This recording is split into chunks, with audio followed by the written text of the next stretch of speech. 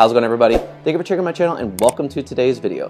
When it comes to looking up characters that are either deemed immortal or invincible, odds are you're really only going to come across an Amazon or a Sorceress, especially a Sorceress now that the Iron Golem charges have been fixed on Metal Grid.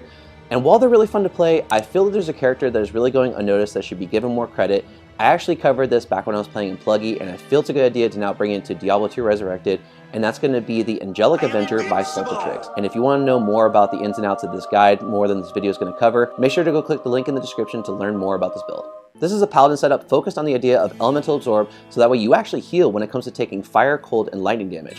And this would be something really fun for any of you guys that want to troll when it comes to PvP, especially when it comes to fighting a trap sin, a wind druid, or a sorceress.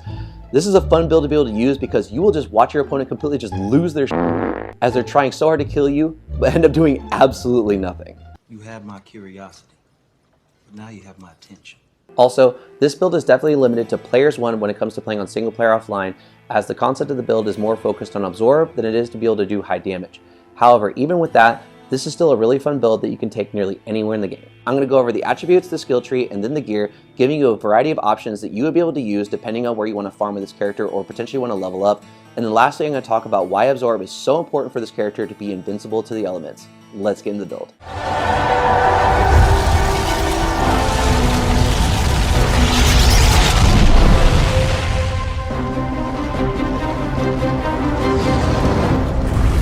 For this build to actually make sense when it comes to the distribution of your points in your skill trees, depending on which one of the skills you want to be able to use to deal damage, I'm going to first talk about the gear, followed by the attributes, and lastly going to end it with the skill trees. That way you max out the full potential of whichever one of the builds you want to use. With the gear, you do have some room to be able to work with different items depending on either where you want to farm or level up your character. So I'm going to go through different options as we work our way down on what I'm actually using on my build. Curious Guardian for better all-res and cannot be frozen. The amulet is a perfect Mars for the all-res, plus the skills, and a small help with attributes. However, you can opt for using Atmoscarab for all the poison res help and some attack rating, as well as the amp damage proc. All great things to have for those that are using Vengeance as a main skill with this build. Also, the Rising Sun is a good choice for its fire absorb. Or for those wanting a more budget choice, Sarkhan's Chance is good to use for its help with resistances and attributes. I'm using an Guardian Angel for the body armor. This increases resistances both in getting to the max, but also increasing the max, which will help us become more immune to elemental damage, as well as be able to heal from it. The weapon is Lightsaber for lightning absorb, lightning resistance, and a little bit of damage to magic and lightning, as well as life leech for those using Vengeance. The shield is Exile as it has the Defiance aura, chance to cast life tap, help increase your max cold and fire res. And if you get a good base, you can also get a lot of extra help with resistances as well, as my base has a plus 41 to all resistance. The gloves are Hellmouth for the fire absorb, Snow Clash belt for cold absorb. But for anyone that's going to be running through areas that deal a lot of lightning damage, you can use T-Gods for the lightning absorb. The boots are Gore Riders for the crushing blow, open wounds, and deadly strike. However, as an alternative, you can use Goblin Toe for more crushing blow if you don't have Gore Riders, but it would be really ideal to have that deadly strike to be able to capitalize on more damage output, because this build is not centered around the idea of doing high damage, but more focused on survivability. I'm using a Ravenfrost for the cold absorb, and having another source of cannot be frozen could open up what you use with your headwear if you were to use a different helm. The other ring is a Dwarf Star for the fire absorb. However, you can use Carrion Wind for the poison res, or a Wisp Projector for the lightning absorb. And when looking at the extra stats, this is where you can manage how much absorb you have with each one of the elements and tailor your build to wherever you're farming. An area that does a lot of fire damage, go ahead and swap out for some fire absorb.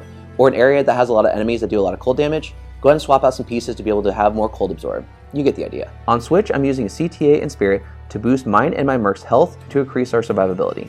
The inventory is P-Comb Skillers to boost our skills. The small charms are 20 to life, but you could use resistance small charms so you could shift more of your skill points elsewhere that are better suited for whichever of the builds you're playing.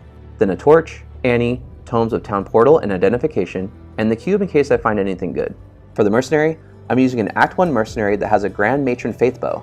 The body armor is Chains of Honor, and the helm is Endariel's Visage. For the attributes, we're going to have enough points into Strength to equip our gear, enough points into Dexterity for a max block setup, because while this build is great against elemental attacks, it needs help against physical attacks. So use enough points until you reach 75% block rate with Holy Shield, and dump the rest into Vitality. For the skill trees, I'm going to discuss both of the builds that you can actually spec into, with 90% of the hard points being able to be used in either one of them. However, it's those last few points that are going to be really important depending on which build you choose to use. For the Smite setup, starting with the combat skills, I initially put 1 point into Smite, 1 into Charge to be able to unlock Holy Shield, and max it out, as this will help to boost our Smite damage, as well as being able to help with our defense when being dealt physical or magic damage. Moving on to the defensive auras, I maxed out Salvation as it helps reduce the amount of elemental damage we will be taking when it's active. This is really important to be able to consider because, even without having Salvation active, we can still see that our resistances are going to be as max as it can be at 90 or higher. However, salvation is not only for our benefit, but to be able to help our mercenary to stay alive, as they're going to be providing us a fanaticism aura to be able to do more damage, and in doing so, helping our clear speed, as we're still going to be doing a low amount of damage comparatively speaking to most traditional paladin builds. So when taking on elemental damage, it's really important to be able to have salvation active for both my character and my mercenary's sake. From this point on, look at your resistances with salvation active. Poison being at 95 isn't a deal breaker. However, depending on the gear choices you've made, if you have one that is not 95, this is where you can add additional points into that elemental resist to get it maxed out. The reason that you want to check this with salvation active is because the skills have different amounts for passive and active, and this will only be used passively. I maxed out Defiance as it synergizes Holy Shield, and from here, you could choose to put the remaining points into Smite, Charge as this is your way of getting around, or maybe at least 1 point into Vengeance as it's a nice alternative for anything that's physical immune. Now for the Vengeance build, in the combat skill tree you will still be maxing out Holy Shield. In the defensive auras you will still be maxing out Salvation and Defiance. However, this is where you'll be focusing on Vengeance and its synergies, all 3 resist elements. Max out Vengeance, and with the remaining points, put them into whichever the resist you desire. With using Vengeance, do understand that you may need to respec more points into Dexterity. Respeccing into Dexterity is going to be able to help boost your attack rating. Without it, unfortunately, you're going to be more often than not just swinging and missing, especially if you take this to act bosses. With that said, let's do some example runs at different areas of the game so that way you could see this build in action while I talk to you about why the Absorb of the items is going to be able to help him to heal and become invincible to the elements. There are 2 different values that Absorb can come from. A fixed number such as Hellmouse with plus 15 to Fire Absorb, or a percentage such as Ravenfrost 20% Cold Absorb. To better understand how Absorb works, first your resistances are used to know how much damage your character is going to be dealt. Then the Absorb starts to get calculated from each source. First from the percentage Absorb, then an absolute Absorb or the fixed amount of Absorb. From there you can heal from what was absorbed from the remaining attack damage. For example, if you end up being attacked with your resistances where they are, if you'd only end up taking 500 damage, then the percent Absorb is calculated leaving you with only 100 damage. And finally the absolute Absorb comes in, and that is 55. Because your absolute Absorb of 55 is higher than the non-absorbed amount of 45 from what remained, you then would be getting plus 10 in health back from your attack, creating a healing effect from taking the elemental damage. There's an article I will have linked below that I got all this information from. It's a very well written and detailed article that I suggest you check out if you want to know more about Absorb and Diablo 2 Resurrected. Starting with the Smite setup, I wanted to charge in and get as big of a group of monsters as possible. Thankfully, all of them collectively do different type of damage to show just how much of a tank this build really is. Even without using battle orders, this build does great against handling elemental damage with only physical or magic damage giving any significant decrease in my health. And as a secondary means of survivability, life tap proccing helps to ensure that we'll be able to survive in nearly all situations and be able to clear the area, except if whatever we are fighting is physical immune. Watch his health, and if you see it start to go down, that would be only from physical or magic damage. Otherwise, all the fire damage being dealt to him, with life tap proccing, this build is absorbing damage as if he wasn't dealt any. I wanted to include this specific clip because, as you can see, the Mercenary is gone. She unfortunately died when facing this ace, and you can see how much less the damage output is without her Fanaticism aura. On Players 1. As I mentioned prior, this is a Players 1 focus build with very few exceptions to bump it up to maybe Players 3, which I'll show shortly, but hopefully this is a good example of why having her stay alive is very important for this build, and making sure that you have Salvation active when taking on any elemental damage, for yours and her sake. Staying on Players 1, Diablo will be able to do more damage than all of our Absorb will be able to handle to have us heal from it, using the equation we went over earlier. However, look at how little the damage overall does to us compared to other builds that would need to stay away from his Lightning Hose attack. The Angelic Avenger is able to be in his path and take very little of his lightning and fire damage by comparison to other builds. At Mephisto, despite that he does more poison damage over anything else, when poisoned, you can take the brunt of his lightning attacks and start healing, if additionally farming the Council or the Bloodlords for high rings. In the midst of the firewalls, meteors, and hydras, you will be able to tank the elemental damage, and with a life tap proc, survive without a second thought. Poison damage would be the only element to give this build any real trouble if dealt a lot within a few seconds. However, to show how little it can affect this build, I purposely got poisoned, let my health go past halfway, and went back up to the fire pit that many use to be able to proc Fade from Treachery. You can see that the Fire Absorb is surpassing the effect of the poison damage. And once the poison wears off, we start to gain health at a much better rate.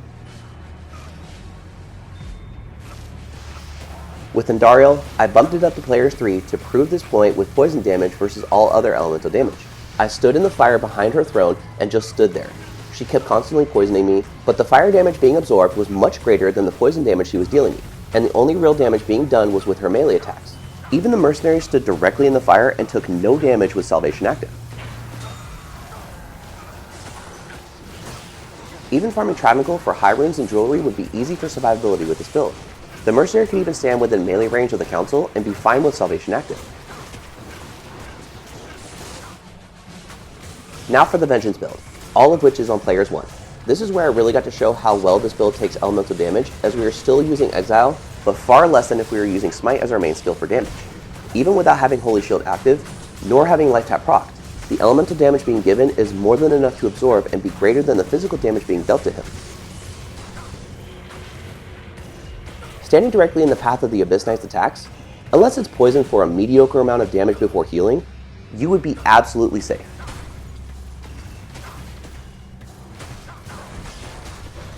This build is great for instances like this where the Smite setup would have to pass on, dealing with physical immune monsters. However, again, the damage, even with the fanaticism from your Act 1 Mercenary's Faith Bow, is still quite low compared to all of the Paladin builds, but will still be able to get the job done and clear what could be difficult areas of the game for other builds without much issue. Also, regardless of the build that you choose, make sure that you have a good amount of super mana potions at the ready. Either setup will run through them with the most sincere quickness.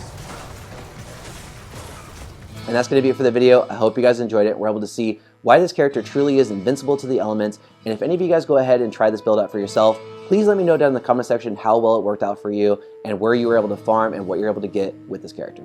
If you like this kind of content and want to see more, hit the subscribe button and hit the bell notification to be notified whenever a new video comes out. Come on. Come on. Come on, then. There you are. There you are. And if you enjoyed this video, please let me know by leaving a like. It really is appreciated to be able to help my channel to grow. And if you want to watch more of my Diablo 2 Resurrected content, there's going to be a card in the corner up above for you guys to go check out. There's already a lot of content in the playlist that you'll see, with a lot more coming in the very near future.